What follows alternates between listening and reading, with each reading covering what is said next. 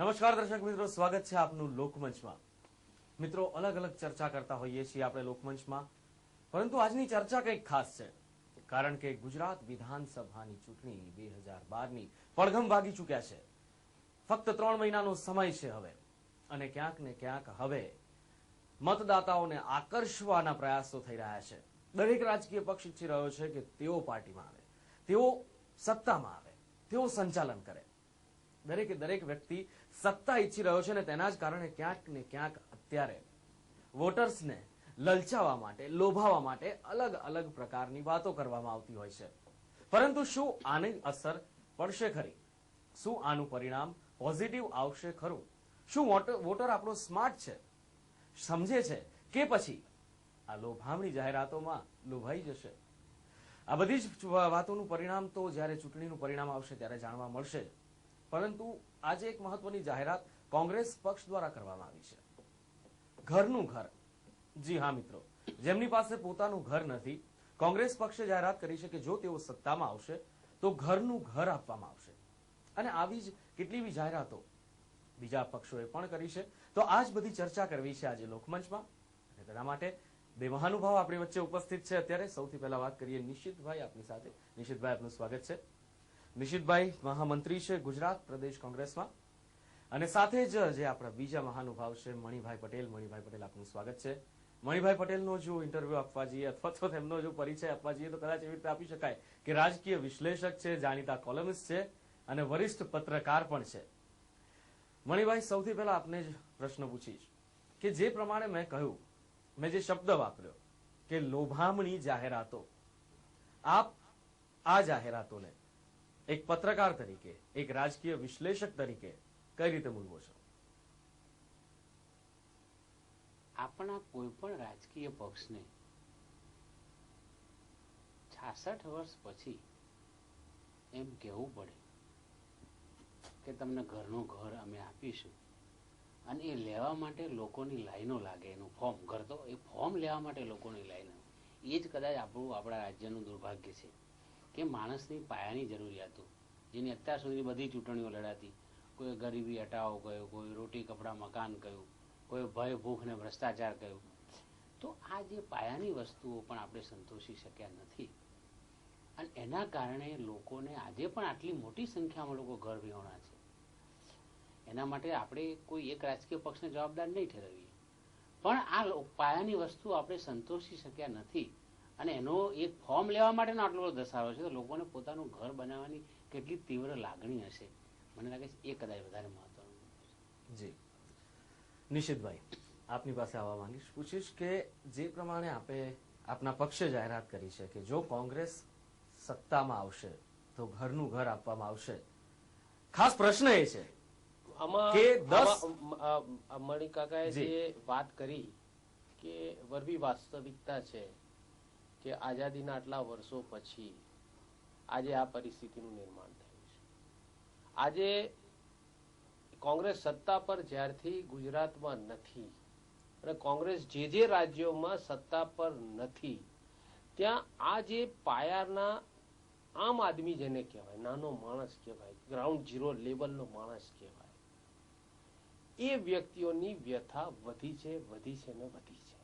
આ તમે કોઈ બી આમાં, આ તો મારા કરતા ઘણા અનુભવી, મારા પૂરી ઉંમર કરતા તો વધારે એમનું કારકિર્દી હશે, એટલે મારે વડીલને કંઈ વધારે જ્ઞાન આપવાનું ન હોય, પણ આ એક હકીકત છે। તમે હિન્દુસ્તાનનો ઇતિહાસ જુઓ તો આ દેશ આઝાદ થયો એ પહેલા, કે એ આઝાદી આવી અને અંગ્રેજો રાજ કરતા હતા એ પહેલાનો કાળ જોઈ લો તો એક કરોડપતિ હતો કે એ પહેલા કોઈક રાજા હતા, અને બાકીના બિચારા રોડપતિઓ હતા, અને શ્રમજીવીઓ હતા, અને ચાકરો હતા।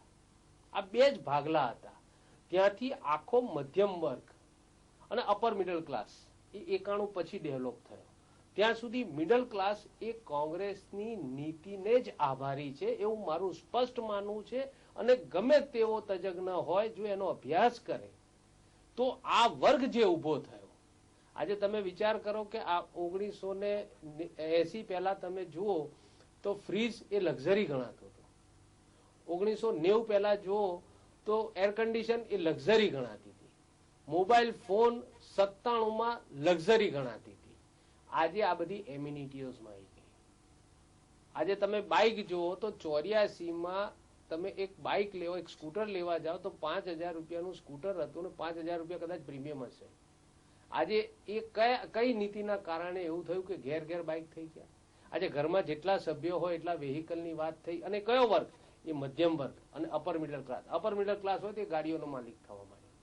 આ બધા જે કોઈ બી કારણો હતા એ કોંગ્રેસની નીતિને આભારી હતા. એક નવો વર્ગ ઉભો થયો. હવે ગુજરાતમાં જે પરિસ્થિતિનું નિર્માણ થયું એના માટે થોડુંક આજે કહે છે કે આજે અમારે કેમ કરવું પડ્યું. આ લોભામણી જાહેરાત નથી, આ વરવી વાસ્તવિકતા છે. અને કોંગ્રેસ આને નૈતિક જવાબદારી સમજે છે. પછી it's a moral duty to the society. આજે હું તમને કહું કે કદાચ ગુજરાત પ્રદેશ કોંગ્રેસ ભલે સત્તામાં નહીં હોય આટલા વર્ષોથી, તો બી છેલ્લા 7 થી વધારે વર્ષોથી અમે 12મા પછી સુનું પુસ્તક વિના મૂલ્યે ડિસ્ટ્રીબ્યુટ કરીએ છીએ. આ એ અમારી સામાજિક જવાબદારી. અને મને યાદ છે સોનિયાજીએ એઆઈસીસી ના સેશનમાં એવી વાત કરી હતી, પ્લેનરી સેશન હતું, માત્ર રાજકારણ ને સત્તાલક્ષીનું રાજકારણમાં મને રસ નથી. નાનામાં નાના માણસને પડતી હાલાકીમાં જે કાર્યકર ઉભો હશે એ આ કોંગ્રેસનો સદસ્ય હશે તો મને ગૌરવ અપાવે. સત્તાની સામે એટલા માટે હું એટલા જ માટે કહેવા માંગુ છું 12મા પછીના છોકરાઓ માટે અમે ચોપડીઓ પણ આપી. અને આજે છેલ્લા 2-3 વર્ષથી આખું સોશિયલ એન્જિનિયરિંગ કર્યું અમે. એનું અમારી આખી ટીમ હતી કોંગ્રેસની જેને અભ્યાસ કર્યો કે અહીંયા 10 વર્ષથી આ ગોબલ્સના પ્રચારમાં ચાલતું ભાજપ આજે તમે જોયું હશે કે ત્યાં કેટલી આજે ખરેખર તો હું પોલિટિકલ પાર્ટીનો રેપ્રેઝેન્ટેટિવ છું. આપની જોડે પણ વાત થઈ હતી કે કોઈ આપની સામે પણ રાજકીય વ્યક્તિ જ આવશે આ ચર્ચા માટે. પણ ત્યાં એ હિટલરશાહી એ પક્ષમાં ચાલે છે કે એમનો પ્રવક્તા આજે આ મંચ પર આવી પણ નથી શકતો. તમે એની સામે વિચાર કરો કે કોંગ્રેસના તમે ગમે તેવો નિર્ણય હશે, તમે ગમે તેવો પત્રકારત્વ ખોટા આંકડાઓ રજૂ કરીને કોઈ સ્કેમ ઉભું કર્યું હશે તો બી અમારી પાર્ટીમાંથી ત્યાં જઈને મંચ પર જવાબ આપે છે. કારણ કે સત્યની સાથે હોય છે એટલે એનો કોન્ફિડન્સ બુલંદ હોય છે. અહીંયા ગોબલ્સની વાત છે. અને આજે જરૂર એટલા માટે પડી, આજે છેલ્લા 2 વર્ષથી અભ્યાસ કર્યો અમે. ટોટલ 2012માં 12 મુદ્દા સાથે આવવાના છીએ. 12 મુદ્દા એ હશે કે જેમાંથી અમે 3 મુદ્દા જાહેર કર્યા છે છેલ્લા 30 દિવસમાં. સૌથી પહેલો અમે વેટનો જાહેર કર્યો કે ભાઈ વેટ આખા હિન્દુસ્તાનમાં સૌથી વિશેષ લે. હવે તમે એમ કહો કે આ ચૂંટણીના ખાલી લોભામણી જાહેરાત છે. ના, અમે જ્યાં શાસન કરીએ છીએ ત્યાં વેટ નથી લેતા. હવે પુરવાર કર્યું છે અને એટલા માટે અમે કહેવાના અધિકારી. ત્યાર પછીનો બીજો મુદ્દો આવ્યો ઘરની વાત આવી. તો ઘરની વાત કેમ આવી? આજે જે ગામમાં આજે તમે વિચાર કરો કે આપણે અહીંયાથી શાહીબાગથી તમે આ બ્રિજ ઉતરો અને બ્રિજ ઉતર્યા પછી આખું આપણે પ્રબોધભાઈ રાવલ સાહેબના બ્રિજથી ચાલુ થઈ અને છેક તમે લઈ જાઓ ત્યાં સુધી તે આખું સોલા હાઉસિંગ થી લઈને સૌથી પહેલા કાકા જ્યાં રહેતા હતા એ જ પત્રકાર કોલોની ચાલુ થઈ હતી. અને ત્યાંથી લઈને આ બધા હાઉસિંગ બોર્ડના HIG, MIG, LIG એ જ ખાડિયા. અમે ત્યારે નતું વિચાર્યું કે અમારો મતદાર નથી ખાડિયાનો મતદાર. એ જ ખાડિયાના વ્યક્તિઓ ત્યાં વસ્યા છે કારણ કે એ મધ્યમ વર્ગમાં આવતા હતા. એમને આજે એમનું ફેમિલી વિશાળ થયું હતું, એમને 2 ઘરની જરૂર હતી અને એ જ જમીન પર અમે એ તૈયાર કરાવડાય. એની સામે આ પક્ષે શું કર્યું? આ પક્ષની સરકારે કેવા નિર્ણયો લીધા? ફ્લોરા ફાઉન્ટેન બનાવશે, રાત્રે લાઇટો બતાવશે, લોકો એન્જોય કરો, પણ પછી બાકીનું ડેવલપમેન્ટ એ જમીન જે તે બિલ્ડરને સસ્તા ભાવે આપી દીધી. ગાંધીનગરની જમીન અમે કોને આપી? તો ગાંધીનગરના કર્મચારીઓ. 20,000 પ્લોટ સ્વર્ગીય અમરસિંહભાઈ બીલાભાઈ ચૌધરી સાહેબે ગુજરાતમાં કોંગ્રેસના શાસનમાં નિર્ણય લેવામાં આવ્યો. એની સામે આપણે કયા નિર્ણય લીધા? પૂરી ફાઉન્ડેશન ને આપ્યા. એમણે કોને આપ્યા? કોંગ્રેસે શું કાર્યો કર્યા છે એની ચર્ચા આપણે નથી કરવાની. અત્યારે જે મુદ્દો છે લોભામણી વાત નથી, મેઇન મુદ્દો જે કરે છે એટલા માટે અમારે કરવું પડ્યું. એટલા માટે કોંગ્રેસે આ જાહેરાત કરવી પડી. શા માટે સૂજ્યું? નહીં તો 3 મહિના એટલે 3 મહિના પહેલા શા માટે સૂજ્યું? કોઈ પણ પક્ષનો નેતા કેમેરા કે જનમેદની સામે આવીને નહીં કહે કે મને સત્તાની લાલચ છે. કોઈ પણ પક્ષનો નેતા આમાં એવું છે લગ્નના ફટાણા ક્યારે ગવાય? જાન આવે ત્યારે. 2007 થી 2012 ના પણ ક્યારે 5 વર્ષ તૈયારી જાનની તૈયારી કરતા 5 વર્ષ લાગ્યા. લગ્નના ફટાણા કોઈના મૃત્યુ વખતે ન ગવાય. લગ્નના ફટાણા જાન આવે, કદાચ આપ પરણિત હો તો આપને અનુભવ હશે. ધાર્મિક વિધિથી જો લગ્ન થયા હશે તો આપને ખ્યાલ હશે, સામાજિકકરણ પ્રમાણે થયા હશે તો આપને ખ્યાલ હશે કે લગ્નના ફટાણા ત્યારે જ ગવાય જ્યારે જાન આવે. મરસ્યા ત્યારે જ ગવાય નહીં, મરસ્યા ત્યારે જ ગવાય જ્યારે મૃત્યુ થયું. જી, આપની વાત 100% સાચી છે. પરંતુ નથી આ લગ્ન, નથી આ ફટાણા, આ પ્રજાના પ્રશ્નો છે. પ્રજાના પ્રશ્નો 5 વર્ષથી અમે આપ્યા છે, અમે આપ્યા જ છે. આજ અમે ક્યારે કહીએ છીએ કે અમે એવું નથી કીધા કે આ લો તમને મકાનની ચાવી આપીએ છીએ, અમે એવી વાત નથી કરી. આ ફોર્મના 2 રૂપિયા આપો અને ભરી જાઓ ને અમે તમને આપી દઈશું મકાન, એવી વાત નથી. અમે બહુ સ્પષ્ટ કહ્યું છે આ એનરોલમેન્ટ અમે એટલા માટે કરીએ છીએ કે અમને અમારું પ્લાનિંગ ખબર પડે. અમારા મગજમાં એવું હતું કે 10 લાખ મકાનોની આવશ્યકતા રહેશે. જી, બરાબર છે. અને કદાચ મણિભાઈ, અને 10 લાખમાં આજની તારીખે આજે સાંજનો હિસાબ આપું છું તમને, સાંજનો. આજે સાંજે 8 મહાનગરપાલિકાઓમાં 168 થી વધારે નગરપાલિકાઓમાં 580 જગ્યાએ ફોર્મ ડિસ્ટ્રીબ્યુટ થયા અને મારા અંદાજ પ્રમાણે હું ખોટો ના હોઉં તો 21 લાખથી વધારે ફોર્મનું વિતરણ થયું. જી, 21 લાખથી વધારે ફોર્મનું વિતરણ થયું. મણિભાઈ, જે પ્રમાણે કહ્યું કે અમને કેટલી આવશ્યકતા છે તે ખબર પડે, પરંતુ જે પ્રમાણે વાત થઈ કે આટલા વર્ષો બાદ આજે જાગવાનું, જેમનું સૂત્ર છે રોટી કપડા મકાન, અમે સત્તામાં હતા નહીં મારા ભાઈ, એમને આજે જાગવાનું મન થયું. એમને આજે જાગવાનું મન થયું છે. એમને આજે ઈચ્છા થઈ છે કે હવે 3 મહિના બાકી છે, આપણે વોટર્સને કહીએ કે ભાઈ અમે આવીશું, તમને મકાન આપીશું. અને 21 લાખ લોકો આવે છે તો જાણી શકાય કે કેટલા લોકો આપણી પાસે છે, આપણી તરફી છે. આ વાત કદાચ શક્ય છે, આ રણનીતિ કદાચ હોઈ શકે. દેશનો સિનારીઓ જે છેલ્લા થોડા વર્ષોમાં બદલાય, એમાં કોઈ પણ રાજકીય પક્ષનો જે મુખ્ય એજન્ડા છે એ તો બહુ સ્વાભાવિક છે કે સત્તાનો હોય, એમાં કઈ નિર્વિવાદ છે.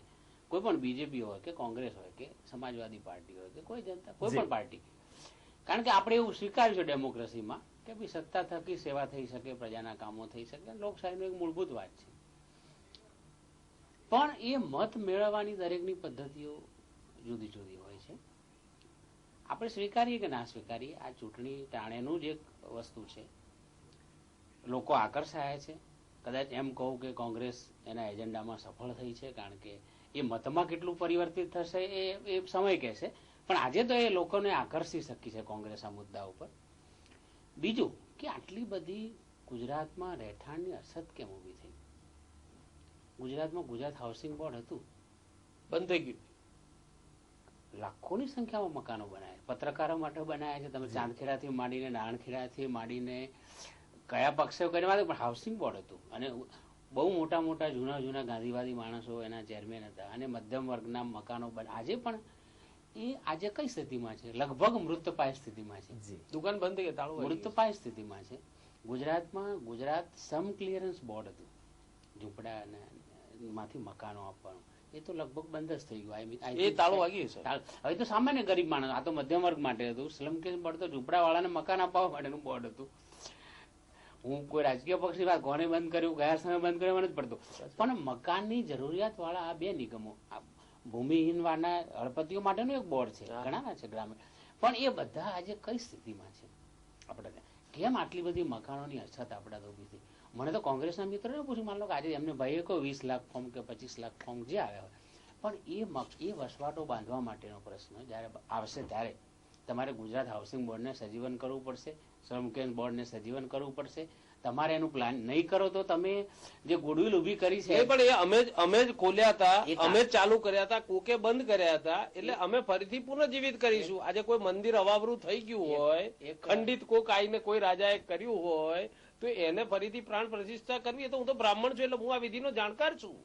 એટલે પ્રજાની અપેક્ષા જો નહીં સંતોષાય તો એ આજે કોંગ્રેસ માટે જે બેનિફિશિયરી લાભ કરતા મુદ્દો છે એ કદાચ એને નુકસાન બી કરી શકે, ન કરી શકે એવું નહીં. કારણ કે માન લો એક વાર માણસ છેતરાશે, માન લો તમે એક ચૂંટણીમાં બીજેપીથી છેતરાવો તો બીજી ચૂંટણીમાં જયારે સાચો જવાબ સામે માન લો એમ કે મોદી પ્રચાર કરે છે બીજેપી વાળા, તો સામે કોંગ્રેસ જવાબ આપશે તો ખોટો પ્રચાર તો બંધ થઈ જશે. એટલે જયારે કોઈ મુદ્દો આ છેતરવા કરતા કાકા, હું એવું પર્સનલી માનું છું, આ મોરલ બાઉન્ડિંગ પાર્ટીના તમામ નેતાઓનું છે અને હોવું જ જોઈએ. જો એ જાહેર જીવનમાં હોય તો આ લોકોનું આ મોરલ બાઉન્ડિંગ હોવું જોઈએ કે પાર્ટીએ આ કમિટમેન્ટ કર્યું છે. અને અમે જ્યારે પણ કોર્પોરેશનમાં જુનાગઢમાં હું ઇન્ચાર્જ હતો ને તે વખતે જે અમે કમિટમેન્ટ આપ્યા હતા એ 100 દિવસની અંદર અમે એ કમિટમેન્ટ પૂરા કર્યા હતા. એટલે અમે જે કહીએ છીએ અમે એ જ કહીએ છીએ કે જે અમે કરી શકીએ છીએ. 100 દિવસના કમિટમેન્ટથી યાદ આવે છે આપને કઈ? 100 દિવસમાં મોંઘવારી જશે? નહીં, 100 દિવસ આ કમિટમેન્ટ અને ઇન્ફ્લેશન ની વાત આવે છે જ્યારે આંતરરાષ્ટ્રીય જે 100 દિવસનું કમિટમેન્ટ હતું પૂરું થયું? હા, પૂરું થયું જ છે. રાષ્ટ્રીય કક્ષાએ જે કમિટમેન્ટ કરવામાં આવ્યું હતું અમારા થકીના અમે પૂરા કર્યા જ છે. અમારા થકીના અમે પૂરા કર્યા છે ને અમે પ્રયત્ન કરીએ છીએ કે જે અમે કમિટમેન્ટ ગરીબી જશે. હા, પણ એ તો ગયો છે. આજે એક્સપેન્ડિશન જે એક્સપેન્સ કરવાની પર પર્સનની કેપેસિટી છે. આજે તમે વિચાર કરો ને, તમારી ઉંમરના તમારા ફાધર હતા, માસિક એમનો પગાર કેટલો હતો ને ખર્ચતા હતા કેટલો, ને આજે તમે કયા સ્ટેજ પર છો તમે વિચાર લો. આજે એ બસમાં ફરી શકતા હતા, તમે બસમાં તમે 100 દિવસમાં ગરીબી દૂર નથી કરી શક્યા. તમે બસમાં ઘરે જઈ શકો છો, તમે બાઇક સાથે જાઓ છો, તમે ક્યારે આજે તમે કઈ કક્ષાએ પહોંચ્યા? આ વિકાસ છે. જી જી, પરંતુ વિકાસ છે, આ વિકાસની વાત છે. વાત આવે છે 100 દિવસમાં અમે ગરીબી દૂર કરીશું. આ એક મુદ્દો હતો જેને લઈને કદાચ સત્તા પણ મળી, પરંતુ એ પૂરું થયું. પણ એ તો હું મણિભાઈ પાસેથી જવાબ માંગીશ પ્લીઝ. મૂળ વાત એ છે કે આઝાદી પછીની આપણી જે અગ્રતા ક્રમ હતો, દાખલા મહાત્મા ગાંધીએ એમ કહ્યું કે મારા માટે કે રાજકીય આઝાદી મહત્વની નથી. એમને તો એમ કહ્યું, એ તો જયારે આઝાદી મળી ત્યારે દિલ્હીમાં પણ નહોતા, નોઆખાલીમાં કોમી તોફાનોની વચ્ચે હતા. એ જે અગ્રતા ક્રમ હતો, માનો કે આજે તમે જેમ મકાનની વાત કરી, મકાનો આપણી પાસે નથી, આટલી શોર્ટેજ છે, તો આપણે મોબાઈલ આપવાની વાત કરીએ છીએ. એટલે એક પ્રકારની જુદી દિશામાં આપણો અગ્રતા, લાખો ટન અનાજ સડી જાય છે, આપણી પાસે ગોદામો નથી, આટલા સંગ્રહી શકવાના ગોદામો નથી. આપણે સારા સારા એરપોર્ટ બાંધીએ છીએ, એરપોર્ટે આપણી અગ્રતા નથી. એક સ્ટેટમાં જીવતા માણસની મૂર્તિઓ બનાવવામાં આવે અને કોઈ નકામો માણસ તોડી નાખે તો એમનો વિરોધ પક્ષ સત્તા ઉપર હોય તો પાછી રાતોરાત એ મૂર્તિઓ બનાવી દે. આ આપણો અગ્રતા ક્રમ છે. મારો મુદ્દો આ છે કે આપણા રાજકીય પક્ષો, કોંગ્રેસ હોય કે બીજેપી હોય કે સમાજવાદી પક્ષો, એમને એમનો અગ્રતા ક્રમ બદલવો પડશે. સત્તા પરિવર્તન શેના માટે? મારો મુદ્દો એ છે, સત્તા પરિવર્તન, સત્તા એ કોઈ સાધન છે, સાધ્ય નથી. સાધ્ય તો લોકોની સુધારે, ગરીબી હટાવી, મોંઘવારી હટાવી, એ તમારું સાધ્ય છે. પ્રજાના પ્રશ્નો એ તમારું સાધ્ય છે. કે લોકોને મકાન આપવું એ તમારું સાધ્ય છે. આજે આપણે મૂળ સાધ્યની વાત ભૂલી ગયા, સાધનને મહત્વ આપતા થઈ ગયા છીએ. નો ડાઉટ સાધન બી જોઈશે, નહીં હોય, સારા માણસો સત્તામાં નહીં હોય, યોગ્ય માણસો સત્તામાં નહીં હોય, પોતાનો મૂળભૂત ઉદ્દેશો ભૂલીને સત્તા. તો હવે આઝાદી પછીનો જે એક નેતાગણ હતો ને આજે એક નેતાગણ છે, દરેક રાજકીય ઘણો તફાવત છે. આપણે એને આજે આપણે કે ગાંધીને કે સરદારને કે મૌલાનાને કે આંબેડકરને લેવા જઈ શકીએ એમ છે જ નહીં. આપણી પાસે છે એમાંથી જ ચલાવવાનું છે. એટલે એક આખો એમની ભાવના બી બદલાઈ છે, એમના હેતુઓ પણ બદલાયા છે, એમની અપેક્ષાઓ બદલાઈ છે, એમની આકાંક્ષાઓ. અને પ્રજામાં પણ એવું છે કે પ્રજામાં બી એવું નથી કે પ્રજાની અપેક્ષાઓ પણ ઘણી વધી છે. અને આજે કોઈ પણ શાસક આજે જે કંઈ પણ વચનો આપશે એને ગંભીરતાપૂર્વક આપો. મને ખબર છે કે એક પાર્ટીની ઢંઢેરા સમિતિમાં વર્ષો પહેલા હું હતો, ત્યારે મોરારજી દેસાઈ બહુ સ્પષ્ટ કહેલું, તમે એવા વચનો આપજો કે તમે પાળી શકો. નહીં પાડો તો લોકો તમે ભૂલશે નહીં. તમે કહો છો તમે આ મુદ્દો આજે નહીં તો કાલે, મોંઘવારી 100 દિવસમાં હટી નથી, બહુ સીધી વાત છે. તો એ મુદ્દો આજે બી કેન્દ્ર સરકારનો આ મુદ્દો રાજ્યોમાં કોંગ્રેસને નડે છે, નથી નડતો એવું નહીં. અને હું તો કહું એ મુદ્દો આપતા પહેલા વિચાર કરવો જોઈએ, કારણ કે મોંઘવારી આર્થિક પ્રશ્ન છે. મોંઘવારી એ કોઈ સમસમ દરવાજા ખુલ જાય એવો પ્રશ્ન નથી, એ બહુ મોટો આર્થિક પ્રશ્ન છે. એમાં આર્થિક નીતિઓ, એમાં ઘણા ઇન્ટરનેશનલ કારણો છે. એટલે તમે અઘરું બી છે, પણ તોય આપણે કહેતા બી વિચાર અમે એના માટે પ્રયાસ કરશું. એના માટે અનેક વસ્તુ, દાખલા તરીકે સ્ટેટ અને રાજ્ય અને કેન્દ્રના સંબંધો બી આવે. જ્યાં કેન્દ્ર રાજ્યો મદદ ના કરે તો કેટલીક વસ્તુ મોંઘવારી ના ઘટે, વેટ હોય કે તમારું ગેસના ભાવ હોય કે બધું, જ્યાં રાજ્ય મદદ ના કરે તો એ પણ શક્ય નથી. એટલે આજે ગેસ મળે છે એમને, વાત સાચી તમારી, ગેસ મળે છે અને એ સસ્તો ગેસ એ ઇન્ડસ્ટ્રીને આપે છે. એટલે અને જે મોંઘો ગેસ છે એના પર વેટ લગાડીને આમ જનતાને આપે છે કે કેન્દ્ર અમને મોંઘા ભાવનો આપે છે. પણ પેલા ઉદ્યોગપતિઓ જોડે એમના અંગત ગરેબો છે આ સરકારને, અને એના લીધે એ એમને પોષે છે. આમાં શું છે, પેલો ઘરમાં પાળતું શ્વાન હોય એને વધારે પેલો દૂધ આપે, અને ઘાટ આવે તો પોતાનો ઘરનો દીકરો કદાચ ભૂખ્યો હોઈ જતો હોય એવું બને. આ એના જેવો ઘાટ ઘડાય છે. અને એ પોલિટિકલ માણસોએ સામાજિક જવાબદારી પહેલી સમજવી જોઈએ. કાકાએ જે કહ્યું છે એ સાથે હું પૂરો સંપૂર્ણ સંમત છું, કારણ કે હું ચોથી પેઢી જાહેર જીવનમાં છું. મેં આગલી પેઢી જોઈ છે. આજના જાહેર જીવનના વ્યક્તિઓની જે પ્રાયોરિટી છે અને તે દિવસના જે પ્રાયોરિટી હતી, મોરારજી કાકાનું જે એમણે નામ દીધું, એમને પણ મને મોકો મળ્યો હતો કે પારિવારિક રીતે મળવાનો. એટલે એવા વડીલોને મારા સદૈવ વંદન જ છે. પણ આજે જે લોકો છે, આજે આ સચિવાલય આટલું અદભુત હતું. જે દિવસે જ્યારે આ ગાંધીનગરની રચના થઈને આને સ્ટેટ કેપિટલ બનાવું, ત્યારે એક બહુ જ અભ્યાસુ માણસે આ સચિવાલયની ડિઝાઇન બનાવી હતી. પણ આજના શાસનકર્તાઓને થયું કે જરા કોર્પોરેટ લુક આપવો જોઈએ. આમાં લુક કોર્પોરેટ આપવાની જરૂર નથી, ખરેખર આમ જનતાની સંવેદના વેદના સમજવાની જરૂર. આજે 20 લાખ ફોર્મ ગયા, એ ખરેખર જેમ વડીલ કહે છે, વેદનાનો વિષય છે. કેમ આવી પરિસ્થિતિ, એટલે આ કેમ આ પરિસ્થિતિ નિર્માણ થયું કે કોંગ્રેસે તે દિવસે ગાંધીનગરની વસ્તી જ મારા હિસાબે 25 થી 30 હજાર હતી. તે દિવસે એમણે 20,000 પ્લોટ આપ્યા. કયા વર્ષની વાત છે? 87-88. આટલા વર્ષમાં દુઃખ સાથે કહેવું પડે, હું ગાંધીનગરનો છું, દુઃખ સાથે કહેવું પડે, ઓક્શન થતા નથી. કારણ કે ત્યાં માલિક સરકાર છે. એને ઓક્શન જો કરે તો કાળા બજાર બંધ થઈ જાય, અને એ કાળા બજાર બંધ થઈ જાય તો એમની રોટલીઓ શેકાય નહીં.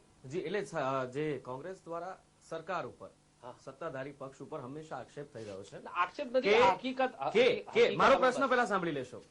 આક્ષેપ થતો આવ્યો છે કે આ સરકાર ઉદ્યોગપતિઓની સરકાર છે, આ સરકાર ગરીબનું નથી સાંભળતી, આ સરકાર કાળા બજાર કરે છે, આ સરકાર ભ્રષ્ટ સરકાર છે.